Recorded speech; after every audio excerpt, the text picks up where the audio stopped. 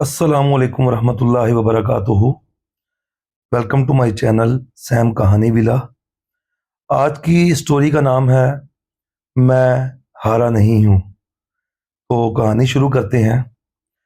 रात के सन्नाटे में जब शहर की रोशनियां धुंधला जाती हैं और उम्मीदें सिसकने लगती हैं, तब एक छोटी सी गली में वाक़या एक खस्ता हाल कमरे में रफ़ीक नामी नौजवान अपने बोसीदा बिस्तर पर लेटा छत की तरफ यूं देख रहा था जैसे वहां से कोई रास्ता खुल जाएगा। ऐसा रास्ता जो इसे गुर्बत, नाकामी और बेबसी के दलदल से निकालकर एक नई जिंदगी की तरफ ले जाए। ऐसा रास्ता जो इसकी तमाम मुश्किलात बस मिनटों में ख़त्म कर देगा और फिर वो अपने घर वालों को आरामदेह ज़िंदगी दे सकेगा। वो ज़िंदगी जिसकी तलाश में आज वो यहाँ था। रफ़ीक का ताल्लुक एक छोटे से गांव से था, जहां जिंदगी सादा थी मगर मौके नापैद। वालिद के इंतकाल के बाद इसने शहर का रुख किया कि शायद किस्मत कुछ मेहरबान हो। सोचा था कि शहर बड़ा है तो यहाँ रोजगार भी बड़ा होगा। बचपन से यही तो देखता और सुनता आया था। लोग गांव से शहर जाते थे और फिर इनके हालात बदल जाते थे। वो भी यही सोच लिए यहाँ आया था कि शायद किस्मत इस पर भी कुछ मेहरबान हो। मगर यहाँ तो जिंदगी हर रोज एक नया तमांचा मारती थी। नाकामी का तमांचा। हर दरवाजा बंद, हर चेहरा अजनबी और हर दिन मुश्किल से भी मुश्किल तर होता। किस्मत जैसे इससे रूठी हुई थी। हर जगह तजर्बा नहीं है या मौका नहीं है कहकर दरवाजे बंद कर दिए जाते थे और वो बंद दरवाजों से मायूस लौट आता था। इसके पास ना कोई सिफारिश थी, ना कोई मजबूत सहारा। अलबत्ता एक चीज थी जो इसने कभी नहीं खोई थी, और वो थे ख्वाब।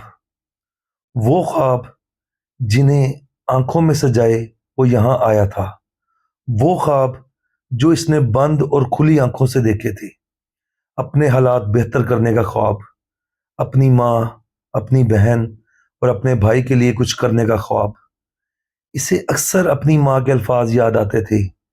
कभी सोचा है ख्वाब अगर मिट्टी पर उगते हों तो। ये जुमला इसकी माँ हमेशा कहती थी।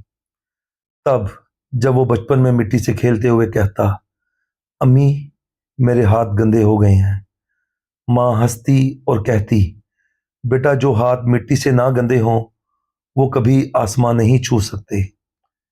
वो अल्फाज आज भी इसके दिल में धड़कते थे, जैसे कोई चिराग अंधेरे में रोशन हो।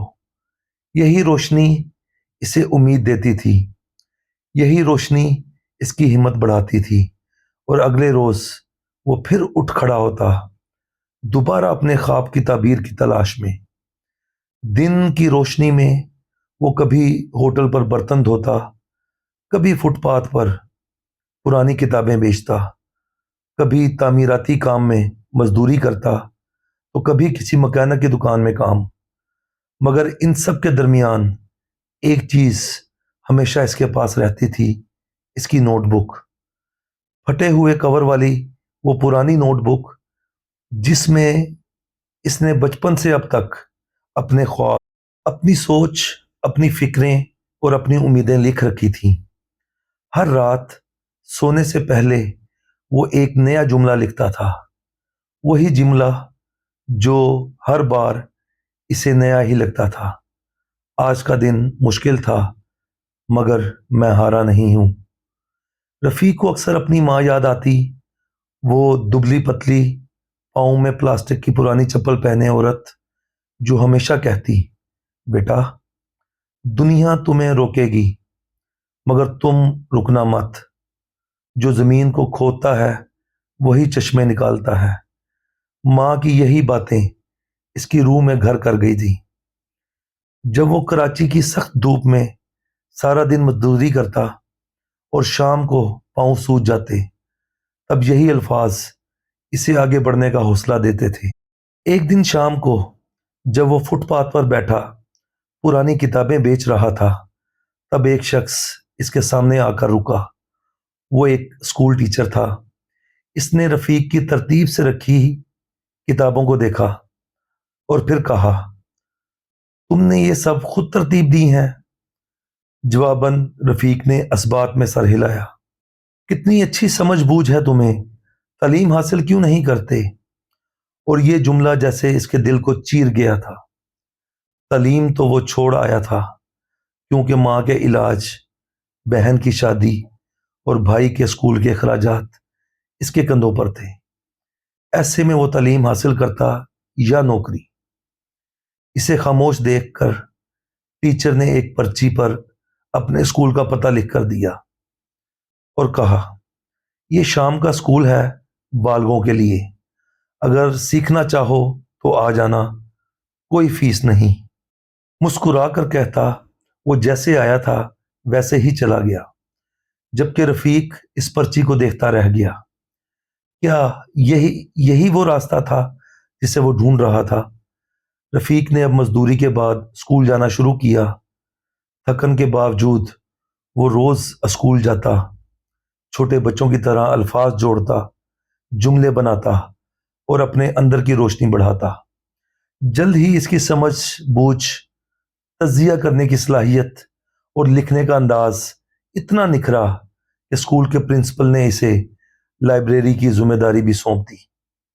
وہ پرانی کتابیں جو کبھی وہ بیچتا تھا، اب ان سے وہ علم حاصل کر رہا تھا۔ تاریخ، ادب، فلسفہ اور خاص طور پر خودی پر اقبال کے اشعار اسے نئی دنیا میں لے جا رہے تھے۔ اسی دوران اسکول کے ایک رضاکار نے رفیق کو آن لائن کام کرنے کے بارے میں بتایا۔ جس میں اس کی دلچسپی بڑھی تو اس نے پہلے انٹرنیٹ کیفے جا کر انٹرنیٹ استعمال کرنا سیکھا اور پھر ایک پرانا لیپ ٹاپ ایک کباڑی کی دکان سے سستے داموں خرید لیا۔ مکینک کی دکان میں کام کرنے کا فائدہ یہ ہوا کہ اس نے وہ لیپ ٹاپ ٹھیک بھی خود ہی کر لیا تھا، اور بس پھر وہی دن اس کی نئی شروعات بن گیا۔ رفیق نے آن لائن کام کرنا سیکھا، چھوٹے موٹے فری لانس کاموں سے آغاز کیا، کبھی ترجمہ، کبھی اردو مواد نویسی، بلاگ لکھنا اور اردو ادب سے منسلک کئی کام۔ شروع میں کئی بار ناکام ہوا، مفت میں کام کیے، ٹھگوں کا شکار بھی ہوا، مگر ہر بار وہ اپنی نوٹ بک میں ایک ہی جملہ لکھتا، یہ بھی سیکھنے کا حصہ ہے، میں مشکل میں ہوں مگر ہارا نہیں ہوں۔ بالآخر ایک دن ایک بلاگ سائٹ نے اس کے مضمون کو شائع کیا۔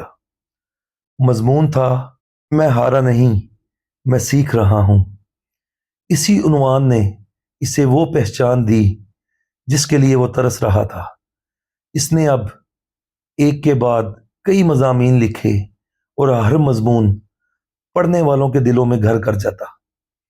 اسی دوران اس کا کام بھی اب بہتر ہونے لگا اور کچھ ماہ بعد اس کی آمدنی بھی اتنی اچھی ہو گئی کہ اس نے اپنی ماں کو اپنے پاس شہر بلایا، بہن کی شادی کی اور بھائی کو اسکول میں داخل کروایا، اور خود وہ اب بھی اسی علاقے میں رہتا تھا، مگر اب وہ دوسروں کے لیے مشعل راہ بن چکا تھا۔ کچھ عرصے بعد رفیق نے ایک چھوٹا سا علم گھر قائم کیا جہاں شام کو مفت تعلیم دی جاتی تھی۔